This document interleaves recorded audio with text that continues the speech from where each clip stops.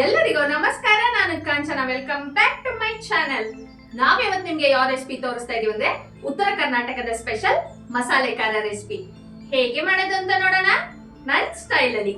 ಬನ್ನಿ. ಮಸಾಲೆ ಖಾರ ಮಾಡೋದಕ್ಕೆ ಬೇಕಾಗಿರೋ ಸಾಮಗ್ರಿಗಳು ನೋಡೋಣ.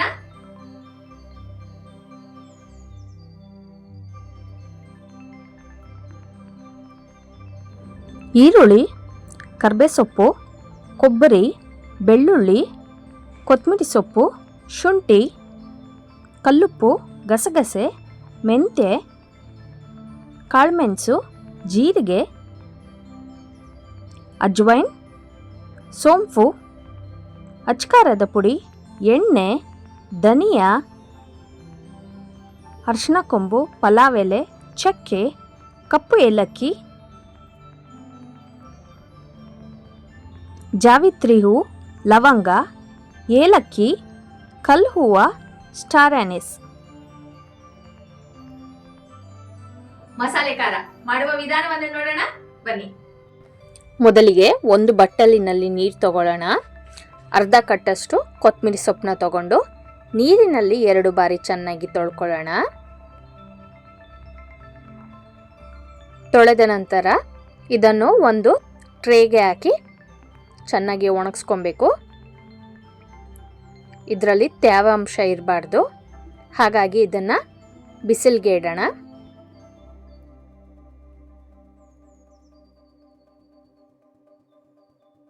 ಈಗ ಒಂದು ಫ್ರೈಯಿಂಗ್ ಪ್ಯಾನ್ ತಗೊಳ್ಳೋಣ.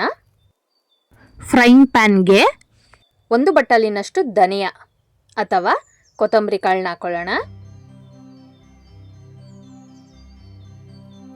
1 ಟೇಬಲ್ ಚಮಚದಷ್ಟು ಎಣ್ಣೆ ಹಾಕೊಳ್ಳೋಣ. ಇದನ್ನು ಚೆನ್ನಾಗಿ ಫ್ರೈ ಮಾಡ್ಕೊಳ್ಳೋಣ.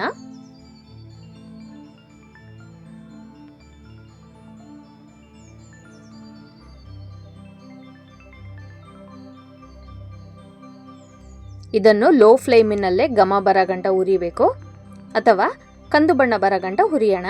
ನೋಡಿ, ಈ ರೀತಿ ಕಲರ್ ಚೇಂಜ್ ಆಗಿರುತ್ತೆ. ಈ ರೀತಿ ಆದರೆ ಸಾಕು. ಇವಾಗ 1 ಟೇಬಲ್ ಚಮಚದಷ್ಟು ಕಾಳುಮೆಣಸು ಹಾಕೊಳ್ಳೋಣ.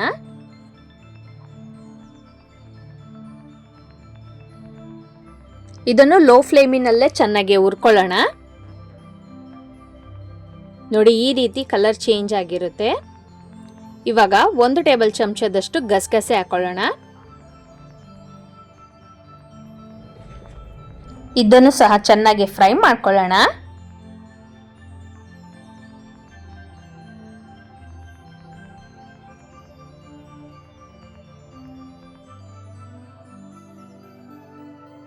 ಒಂದು ಟೇಬಲ್ ಚಮಚದಷ್ಟು ಜೀರಿಗೆ ಹಾಕೊಳ್ಳೋಣ.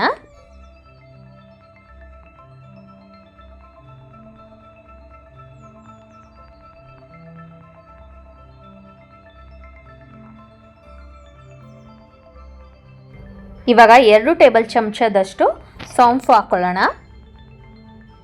ಎಲ್ಲನೂ ಚೆನ್ನಾಗಿ ಲೋ ಫ್ಲೇಮಲ್ಲೇ ಹುರ್ಕೊಳ್ಳೋಣ. ತಳ ಹಿಡಿಯೋ ಚಾನ್ಸಸ್ ಇರುತ್ತೆ, ಹಾಗಾಗಿ ಕೈ ಬಿಡದೆ ಇದನ್ನ ಮಿಕ್ಸ್ ಮಾಡ್ತಾ ಇರಬೇಕು.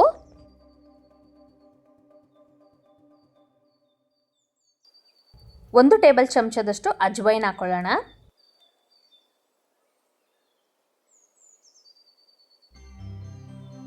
ಎಲ್ಲಾನು ಘಮ ಬರೋ ಗಂಟ ಚೆನ್ನಾಗಿ ಹುರ್ಕೊಳ್ಳೋಣ ಅಥವಾ ಕಂದು ಬಣ್ಣ ಬರಬೇಕು.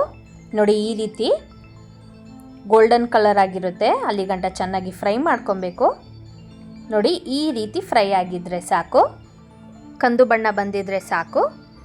ಇವಾಗ ಇದನ್ನು ಒಂದು ಪ್ಲೇಟಿಗೆ ಟ್ರಾನ್ಸ್ಫರ್ ಮಾಡ್ಕೊಳ್ಳೋಣ. ಇದನ್ನು ಒಂದು ತಟ್ಟೆಗೆ ಹಾಕಿ ಹಾರಕ್ಕೆ ಬಿಡೋಣ.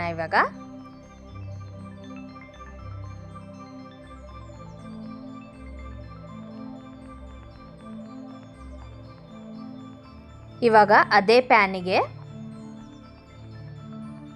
1 ಜಾವಿತ್ರಿ, 2 ಸ್ಟಾರ್ ಹೂವು, 2 ಇಂಚಷ್ಟು ಚಕ್ಕೆನ ಈ ರೀತಿ ಚಿಕ್ಕ ಚಿಕ್ಕ ಪೀಸನ್ನಾಗಿ ಮಾಡಾಕೊಳ್ಳೋಣ. 1 ಟೇಬಲ್ ಚಮಚದಷ್ಟು ಲವಂಗ, 4 ಏಲಕ್ಕಿ, 3 ಕಪ್ಪು ಏಲಕ್ಕಿ, ಸ್ವಲ್ಪ ಕಲ್ಲು ಹೂವು, 1 ಅರಿಶಿನ ಕೊಂಬುನ ಈ ರೀತಿ ಜಜ್ಜಿ ಹಾಕೊಳ್ಳೋಣ. 10 ಬಿರಿಯಾನಿ ಎಲೆನೂ ಈ ರೀತಿ ಮುರಿದ್ಬಿಟ್ಟು ಹಾಕೊಳ್ಳೋಣ. 1 ಟೇಬಲ್ ಚಮಚದಷ್ಟು ಎಣ್ಣೆ ಹಾಕಿ ಎಲ್ಲನೂ ಚೆನ್ನಾಗಿ ಫ್ರೈ ಮಾಡ್ಕೊಳ್ಳೋಣ. ಇದು ಸಹ ಲೋ ಫ್ಲೇಮಿನಲ್ಲೇ ಕಂದು ಬಣ್ಣ ಬರೋ ಗಂಟ ಫ್ರೈ ಮಾಡ್ಕೊಳ್ಳೋಣ. ಇದನ್ನು ಉರಿಬೇಕಾದ್ರೇ ಘಮ ಬರುತ್ತೆ. ಘಮ ಬಂದಾಗ ಆಗಿದೆ ಅಂತ ನೋಡಿ, ಈ ರೀತಿ ಕಲರ್ ಚೇಂಜ್ ಆಗಿರುತ್ತೆ.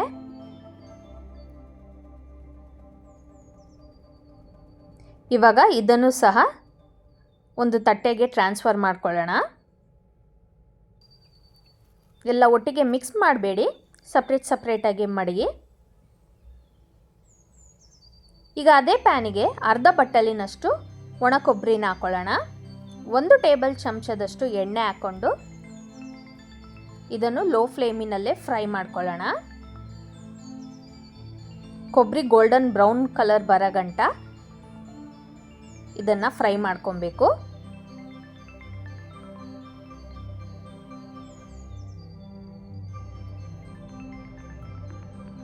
ನೋಡಿ, ಈ ರೀತಿ ಕಲರ್ ಚೇಂಜ್ ಆಗಿದ್ರೆ ಸಾಕು, ಆಗಿದೆ ಅಂತ. ಇವಾಗ ಇದನ್ನು ಸಹ ಅದೇ ತಟ್ಟೆಗೆ ಟ್ರಾನ್ಸ್ಫರ್ ಮಾಡ್ಕೊಳ್ಳೋಣ. ಇವಾಗ ಸ್ವಲ್ಪ ಕರಿಬೇವು ಸೊಪ್ಪು, 1 ಮುಷ್ಟಿಯಷ್ಟು ಕರಿಬೇವು ಸೊಪ್ಪನ್ನು ಡ್ರೈ ರೋಸ್ಟ್ ಮಾಡ್ಕೊಳ್ಳೋಣ.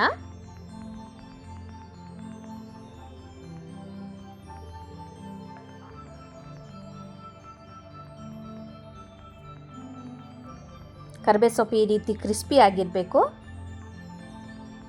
ಕ್ರಿಸ್ಪಿ ಆದ ನಂತರ ಇದನ್ನು ಸಹ ಬದಿಗಿಕ್ಕೋಣ.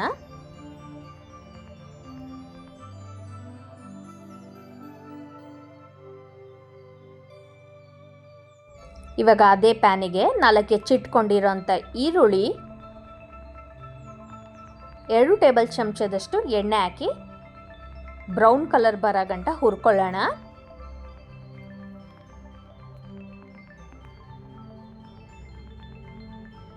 ಈರುಳ್ಳಿನ ಚೆನ್ನಾಗಿ ಫ್ರೈ ಮಾಡ್ಕೊಬೇಕು.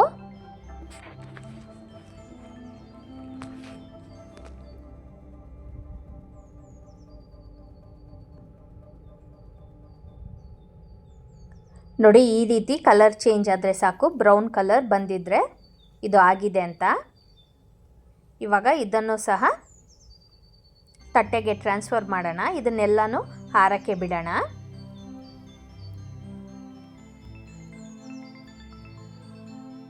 ಈಗ ಅದೇ ಪ್ಯಾನಿಗೆ ಸ್ವಲ್ಪ ಶುಂಠಿ,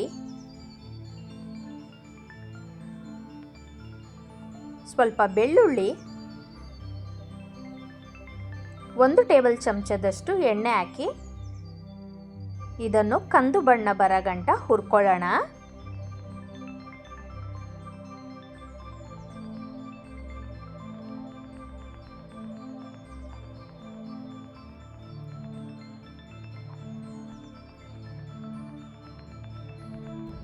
ಯಾವುದ್ರಲ್ಲೂ ತೇವಾಂಶ ಇರಬಾರ್ದು, ಹಾಗಾಗಿ ಎಲ್ಲನೂ ಎಣ್ಣೆಯಲ್ಲಿ ಲೋ ಫ್ಲೇಮಿನಲ್ಲಿ ಚೆನ್ನಾಗಿ ಹುರ್ಕೊಳ್ಳೋಣ.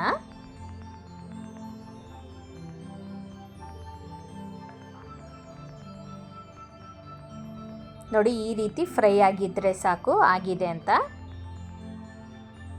ತಟ್ಟೆಗೆ ಟ್ರಾನ್ಸ್ಫರ್ ಮಾಡೋಣ. ಈಗ ಎಲ್ಲ ಹುರಿದಿರೋ ಪದಾರ್ಥಗಳನ್ನು ಆರಕ್ಕೆ ಬಿಡೋಣ. ಇದರ ಒಟ್ಟಿಗೆ 2 ಟೇಬಲ್ ಚಮಚದಷ್ಟು ಕಲ್ಲುಪ್ಪು, ಹಾಗೆ ಒಣಗಿಸಿಟ್ಕೊಂಡಂತಹ ಕೊತ್ತಂಬರಿ ಸೊಪ್ಪನ್ನು ಸಹ ಇಟ್ಕೊಳ್ಳೋಣ. ಅರ್ಧ kgಯಷ್ಟು ಅಚ್ಕಾರದ ಪುಡಿನೂ ಸಹ ತಗೊಳ್ಳೋಣ. ಮಸಾಲೆ ಎಲ್ಲ ಹುರಿದಾಗಿದೆ. ಇವಾಗ ಮುಂದಿನ ಪ್ರೊಸೆಸ್ ನೋಡೋಣ. ಈ ರೀತಿ ಒಂದು ದೊಡ್ಡ ಪ್ಲೇಟ್ ಅಥವಾ ದೊಡ್ಡ ತಪ್ಪಲೆನ ತಗೊಳ್ಳಿ, ಮಿಕ್ಸ್ ಮಾಡೋದಕ್ಕೆ ಸುಲಭವಾಗುತ್ತೆ.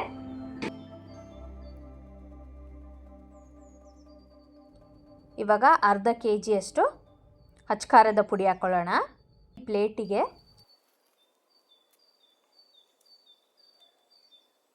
ನೋಡಿ, ಈ ಬಟ್ಟಲಿನಲ್ಲಿ ನಾನು ಅಳತೆಗೆ ತೊಗೊಂಡಿದ್ದೀನಿ, ಅರ್ಧ kgಯಷ್ಟು ತೊಗೊಂಡಿದ್ದೀನಿ. ಈಗ ನಾವು ಮೊದಲೇ ಹುರಿದಿಟ್ಕೊಂಡಂತಹ ಮಸಾಲೆನ ಸ್ವಲ್ಪ ಸ್ವಲ್ಪ ಭಾಗದಲ್ಲಿ ನಾವು ಹೇಗೆ ಹುರ್ಕೊಂಡ್ರೆ ಅದೇ ರೀತಿ ಸ್ವಲ್ಪ ಸ್ವಲ್ಪ ಹಾಕಿ ನುಣ್ಣಗೆ ಪುಡಿ ಮಾಡ್ಕೊಳ್ಳೋಣ. ಸ್ವಲ್ಪ ಪ್ರಮಾಣದಲ್ಲಿ ಹಾಕಿ ರುಬ್ಕೊಂಡ್ರೆ ರುಬ್ಬೋದಕ್ಕೆ ಸುಲಭವಾಗುತ್ತದೆ. ನೋಡಿ, ಇವಾಗ ನಾವು ಮೊದಲೇ ಹುರಿದಿಟ್ಕೊಂಡಂತಹ ಮಿಕ್ಸರ್ನ ಹಾಕಿ ಮೊದಲಿಗೆ ಪೌಡರ್ ಮಾಡ್ಕೊಳ್ಳೋಣ. ನೋಡಿ, ಈ ರೀತಿ ಫೈನ್ ಪೌಡರ್ ಆಗಿರಬೇಕು. ಇವಾಗ ಇದನ್ನು ತಟ್ಟೆಗೆ ಟ್ರಾನ್ಸ್ಫರ್ ಮಾಡ್ಕೊಳ್ಳೋಣ.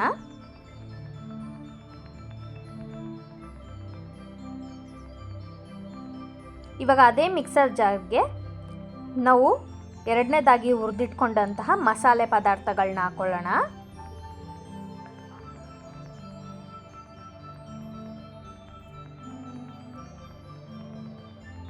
ಇದರೊಟ್ಟಿಗೆ 2 ಟೇಬಲ್ ಚಮಚದಷ್ಟು ಕಲ್ಲುಪ್ಪನ್ನು ಹಾಕ್ಕೊಂಡು ನುಣ್ಣಗೆ ಪುಡಿ ಮಾಡ್ಕೊಳ್ಳೋಣ. ನೋಡಿ, ಈ ರೀತಿ ಪುಡಿ ಆಗಿರಬೇಕು. ಇವಾಗ ಇದನ್ನು ಸಹ ದೊಡ್ಡ ತಟ್ಟೆಯಲ್ಲಿ ಒಂದು ಬದಿಗೆ ಹಾಕೊಳ್ಳೋಣ. ಎಲ್ಲನೂ ಸಪ್ರೇಟಾಗಿ ಇಡಬೇಕು, ಮಿಕ್ಸ್ ಮಾಡಬೇಡಿ. ಇವಾಗ ಅದೇ ಮಿಕ್ಸರ್ ಜಾರಿಗೆ ಹುರಿದಿಟ್ಕೊಂಡಂತಹ ಕೊಬ್ಬರಿ ಹಾಗೆ ಕರಿಬೇವು ಸೊಪ್ಪನ್ನು ಹಾಕಿ ಫೈನ್ ಪೌಡರ್ ಆಗಿ ಮಾಡ್ಕೊಳ್ಳೋಣ. ನೋಡಿ, ಈ ರೀತಿ ಸಪ್ರೇಟಾಗಿ ಪುಡಿ ಮಾಡೋದ್ರಿಂದ ಸುಲಭವಾಗಿ ಪುಡಿ ಆಗುತ್ತದೆ. ಇವಾಗ ಇದನ್ನು ಸಹ ತಟ್ಟೆಗೆ ಟ್ರಾನ್ಸ್ಫರ್ ಮಾಡ್ಕೊಳ್ಳೋಣ. ಈಗ ಅದೇ ಮಿಕ್ಸರ್ ಜಾರಿಗೆ ಹುರಿದಿಟ್ಕೊಂಡಂತಹ ಈರುಳ್ಳಿ, ಬೆಳ್ಳುಳ್ಳಿ, ಶುಂಠಿನೂ ಸಹ ಹಾಕೊಳ್ಳೋಣ.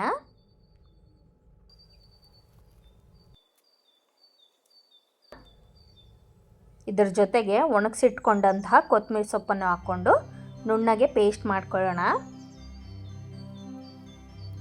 ನೋಡಿ, ಈ ರೀತಿ ಆಗಿರುತ್ತೆ. ಇವಾಗ ಇದನ್ನು ಸಹ ತಟ್ಟೆಗೆ ಟ್ರಾನ್ಸ್ಫರ್ ಮಾಡ್ಕೊಳ್ಳೋಣ. ಇದಕ್ಕೆ ಪುಡಿ ಮಾಡಬೇಕಾದ್ರೆ ಅಥವಾ ಪೇಸ್ಟ್ ಮಾಡಬೇಕಾದ್ರೆ ನೀರನ್ನ ಬಳಸ್ಕೊಬೇಡಿ. ನೋಡಿ, ಇವಾಗ ಎಲ್ಲನೂ ಚೆನ್ನಾಗಿ ಪುಡಿ ಮಾಡಿದ ನಂತರ ಇವಾಗ ಇದೆಲ್ಲನೂ ಚೆನ್ನಾಗಿ ಮಿಕ್ಸ್ ಮಾಡ್ಕೊಳ್ಳೋಣ.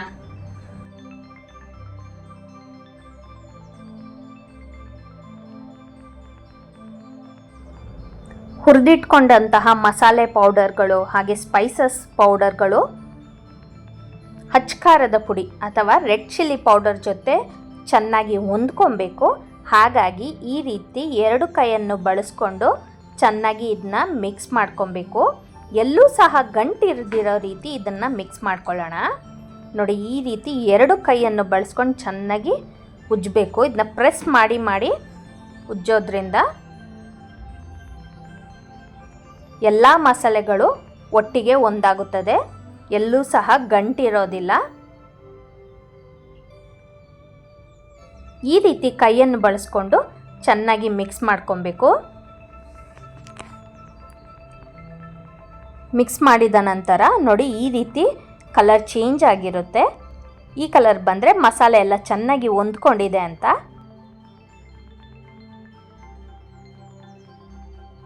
ಈ ರೀತಿ ಮಾಡೋದ್ರಿಂದ ಅಚ್ಕಾರದ ಪುಡಿಗೆ ಬಾಕಿ ಮಸಾಲ ಪುಡಿ ಎಲ್ಲ ಚೆನ್ನಾಗಿ ಹೊಂದ್ಕೊಳ್ಳುತ್ತೆ. ಹಾಗಾಗಿ ಮಿಕ್ಸ್ ಮಾಡಬೇಕು. ಎಲ್ಲೂ ಸಹ ಗಂಟಿರಬಾರ್ದು. ಗಂಟಿಲ್ದಿರೋ ರೀತಿ ಇದನ್ನು ಚೆನ್ನಾಗಿ ಮಿಕ್ಸ್ ಮಾಡ್ಕೊಬೇಕು. ಇದನ್ನು ಒಂದು 10 ರಿಂದ 15 ನಿಮಿಷ ಚೆನ್ನಾಗಿ ಮಿಕ್ಸ್ ಮಾಡಿದರೆ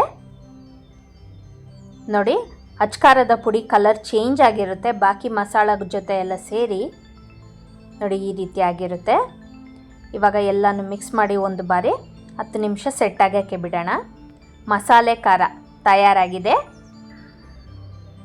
ನಮ್ಮ ಮನೆ ಎಲ್ಲ ಗಮ್ಮಂತ ಇದೆ ಇದ್ರ ಪರಿಮಳದಿಂದ. ಮಸಾಲೆ ಖಾರ ತಯಾರಾಗಿದೆ. ಇವಾಗ ಇದನ್ನ ಸರ್ವ್ ಮಾಡೋಣ. ಇದನ್ನ ಸರ್ವ್ ಮಾಡ್ಕೊಳ್ಳೋದಕ್ಕೆ ಒಂದು ಬೌಲಲ್ಲಿ ಸರ್ವ್ ಮಾಡೋಣ. ಈ ಮಸಾಲೆ ಖಾರ ಮಲ್ಟಿಪರ್ಪಸ್ ಪೌಡರ್ ಇದು. ಈ ಒಂದು ಪೌಡರ್ ಇದ್ದರೆ ಸಾಕು ನಿಮ್ಮ ಮನೇಲಿ. ನೀವು ಎಲ್ಲ ಥರ ವೆಜ್ ಅಡುಗೆಗಳು, ನಾನ್ ವೆಜ್ ಅಡುಗೆಗಳು, ಸಾಂಬಾರು, ಸಾರು, ರಸಮ್, ಪಲ್ಯ, ಕುರ್ಮ ಎಲ್ಲದಕ್ಕೂ ಬಳಸ್ಕೊಬೋದು. ಇದರ ರುಚಿ ತುಂಬ ಅದ್ಭುತವಾಗಿರುತ್ತೆ. ಗಾರ್ನಿಷ್ ಮಾಡೋದಕ್ಕೆ ಸ್ಪೈಸಸ್ನ ಬಳಸ್ಕೊಳ್ಳೋಣ.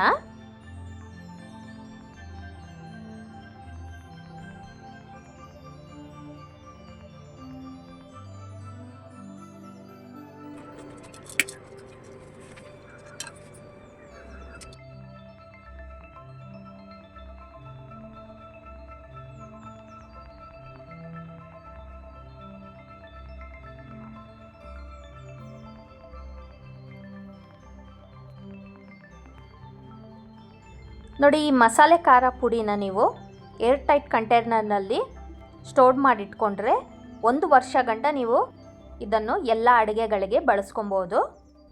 ನೋಡಿ, ಈ ರೀತಿ ಏರ್ ಟೈಟ್ ಕಂಟೈನರ್ ಅಥವಾ ಗ್ಲಾಸ್ ಜಾರಿನಲ್ಲಿ ಹಾಕಿಟ್ಕೊಂಡ್ರೆ 1 ವರ್ಷ ಗಂಟ ನೀವು ಇದನ್ನು ಬಳಸ್ಕೊಬೋದು. ಈ ಮಸಾಲೆ ಖಾರನ ನೀವು 1 ವರ್ಷ ಗಂಟ ಆರಾಮಾಗಿ ಶೇಖರಣೆ ಮಾಡ್ಬೋದು. ಇದರ ಪರಿಮಳ ಗಮ್ಮಂತ ಇದೆ ನಮ್ಮ ಮನೆ ಎಲ್ಲ. ಸಖತ್ತಾಗಿದೆ. ಈ ಮಸಾಲೆ ಖಾರವನ್ನು ನೀವು ಎಲ್ಲಾ ತರ ಪಲ್ಯ, ಸಾಂಬಾರ್, ಸಾರಿಗೆ ಸಹ ಬಳಸ್ಕೊಬಹುದು. ಮುಂಬರುವ ದಿವಸಗಳಲ್ಲಿ ಈ ಪೌಡರ್ ನ ಬಳಸ್ಕೊಂಡು ಸಾಂಬಾರ್ ಹೇಗೆ ಮಾಡೋದು, ಹಾಗೆ ಪಲ್ಯ ಹೇಗೆ ಮಾಡೋದು ಅಂತ ನಾನು ನಿಮ್ಗೆ ತೋರಿಸ್ಕೊಡ್ತೀನಿ. ನೋಡಿದ್ರಲ್ಲ ವೀಕ್ಷಕರೇ, ಮನೆಯಲ್ಲೇ ಸುಲಭವಾಗಿ ಮಸಾಲೆ ಖಾರ ಹೇಗೆ ಮಾಡೋದು ಅಂತ ನಾವು ನಿಮ್ಗೆ ತೋರಿಸ್ಕೊಟ್ಟಿದೀವಿ. ಖಂಡಿತವಾಗ್ಲೂ ಈ ವಿಡಿಯೋ ನಿಮ್ಗೂ ಕೂಡ ಇಷ್ಟವಾಗಿದೆ ಅಂತ ಭಾವಿಸ್ತೀವಿ. ಇಷ್ಟವಾದರೆ ಲೈಕ್ ಮಾಡಿ, ಶೇರ್ ಮಾಡಿ, ಹಾಗೆ ಸಬ್ಸ್ಕ್ರೈಬ್ ಮಾಡ್ಕೊಳ್ಳಿ. ಬಾಯ್.